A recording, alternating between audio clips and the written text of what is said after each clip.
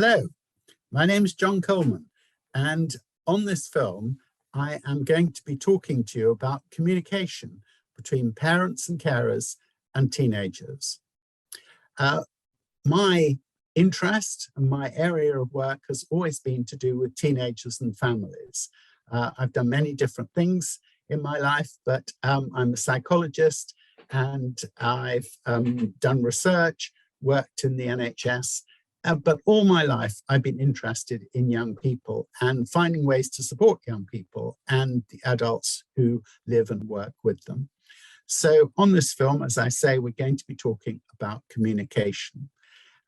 Why does it matter? Well, because really communication is at the heart of the relationship between young people and the adults around them. Many people feel that it's a problem area. In fact, I wrote a book called Why Won't My Teenager Talk to Me? Because that was something that many adults said to me. They would come to groups that I was running and they would say, why doesn't my teenager talk to me? But of course, the basis of a good relationship is that communication is open and enables both sides to understand each other. But during the teenage years, that very often breaks down. When I talk to young people about this, they say that, and when I say, what about communication? They say, well, my parents are either nagging me or interrogating me. They want to know what I'm doing, what I have been doing, where I was, and so on. But if you talk to adults, to parents and carers, they say, my teenager much prefers to talk to their friends. They don't want to talk to me. And so this leads to this process of both sides feeling that communication isn't working. It's a classic about teenagers that they're unresponsive. The word grunting is something that's sometimes used, but you know, parents feel shut out. They feel that they're being excluded, and so on. And this feeling, this experience of the communication breaking down is very important because it leads to bad feeling, it leads to conflict, and it leads to a situation where, in a way, both sides feel that what they want is not happening. So adults very much want to know what's happening, what the teenager is doing, and they worry about whether the homework is done or whether the bedroom is in a complete mess or whatever. And the teenager, although pushing the adult away, actually does need good communication and does need the opportunity to talk, but it needs to be at a time and in the circumstances that feel right for the young person. I think that there are many ways in which we can really help with this issue between adults and young people.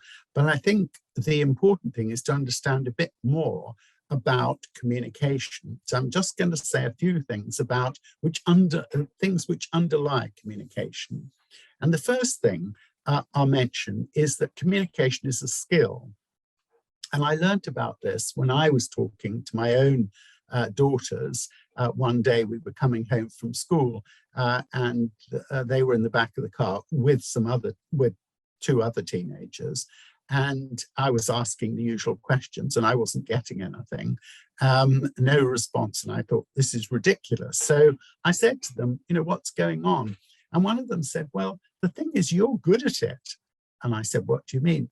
and this young woman said, well, you know the words to use, you know how to talk, and I often feel that I don't know the words to use, and I'm not sure how to explain my feelings and so on. And that really struck me, because it reminded me really that communication is something we have to learn. And sometimes young people feel, although they're developing the skill, and of course they do communicate with their friends, actually in the situation with adults, they often feel unskilled or unskillful. The second thing that's very important is that filters operate. What do I mean by that? Well, sometimes what's happening with young people is that they're not actually hearing the words that come out of the mouth of the mother or father or foster carer. What they're hearing is something different. So, for example, if an adult says to a young person, have you done your homework? Now that sounds absolutely a sort of neutral statement. But if you put that through a filter of my parent doesn't trust me, then it comes out in a completely different way. So have you done your homework sounds like, I don't think you have done your homework, and you jolly well should have done.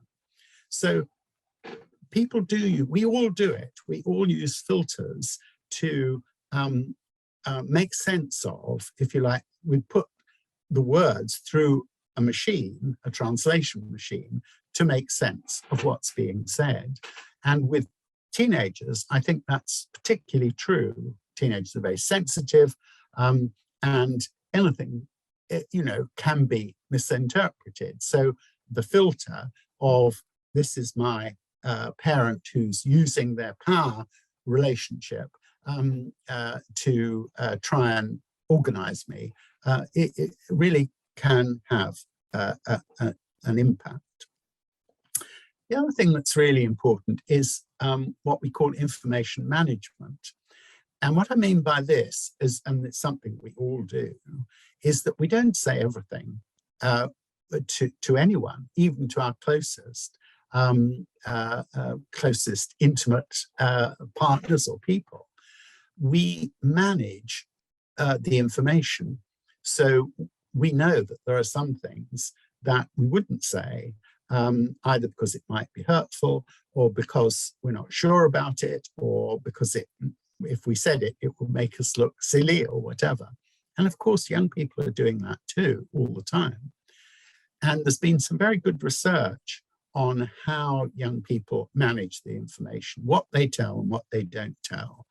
And what's fascinating is that the adults may feel, well, they're just keeping things back, they're holding back, they're keeping secrets. But in fact, young people are very sensitive to what's appropriate and what's not appropriate. And one of the things that really does influence them is that they don't want to upset the adults. They don't want to worry the adults. And so very often they don't talk, or they don't talk as adults would like, because of managing the information. And I remember very well talking to a young woman who said to me, and my mum is always saying, I don't tell her anything, but I do tell her, but not when she asks. I tell her when I feel better about it, when I feel I've got control of it. And so I think that's really important to keep in mind. The other thing is that during this phase, privacy does matter. And this is because young people have this sense of, well, they're changing, of course, and they're uncertain about how they're going to turn out. And so they do need to have that time of being private until they're ready to share, or whatever it is. Someone once said that it's like young people being in the dressing room of a theatre. They're not ready to come out on the stage. They're trying out different clothes and different costumes. And then when they feel okay about it, then they'll come out on the stage. And I think that need for privacy also sort of goes into or impacts on the way communication happens. Now, of course, young people do want to talk. They really do want to talk, but they need to talk at times and in a way that feels safe for them. So we all know that late at night, sometimes it's a good time to talk when the adult is exhausted and doesn't want to talk. Often people talk about being in a car, in a car journey, because you don't have eye contact and it's somehow a safe space. So there are times when communication really works, but times when it doesn't. Now, the other very important thing is about whose agenda is it? Because good communication involves both people feeling their agendas are being met. And one of the problems, I think, very often with young people is that they feel it's the adult agenda. And this leads us on to thinking about two-way communication. So if the adult is either telling something or talking about something that's important to them, that can often be experienced as basically one-way communication. It's going from the adult to the young person. But we know that good communication involves both ways, two-way communication. So that means listening as well as talking.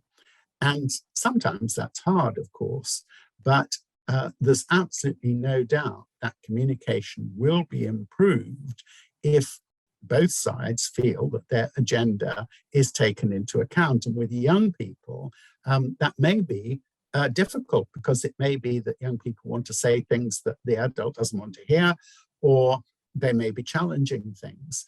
But good communication will depend on both sides really being able to listen to the other. Someone once said to me that their grandmother, I think it was, said to them, "You've got one mouth and two ears. Use them in that proportion." And I really like that. So that just underscored for me that listening is very important, probably more important than talking. So how can we get over situations where communication really it isn't working?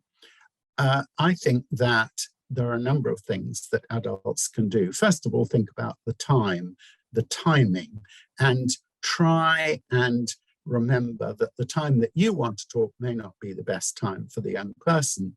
So explore for them when would be good, when would they feel okay, when would they feel safe to talk. That's the first thing, timing. I think also acknowledge if things haven't been going well, and acknowledge that you really want to hear what they think. Explore where their thinking is going. Explore really what they want to say, and however tough it is, do try do try and listen. But also, I think recognize that there will be areas, you can't know everything that's happening in your teenager's life. And remember information management. They're going to be managing what they say to you, and that's fine, that's important. So you don't tell them everything. And in a way, there's no reason why they should tell you everything. And that, I think, reflects the fact, of course, they're growing individuals, they're growing into adulthood, maybe slowly, hesitantly, but they're not children. And so they're going through a stage where, they are trying to work out what is theirs and what is yours. And of course, communication is at the heart of that. So for me, I would say that being able to create a good environment where communication can happen makes a huge difference to relationships between parents and carers and young people.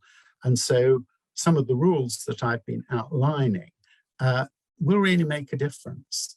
Try and listen, make sure you know what time would feel good and acceptable for the young person, accept that they're not going to tell you everything. And just remember, whose agenda is it? If it's just your agenda, it won't be so easy. If you allow the agenda of the young person to be taken into account, things will get easier. Good luck. And I hope this short film about communication has really given you some hints and some tips as to how to improve the way you and your young person get on together. Good luck, and thank you for listening. Goodbye.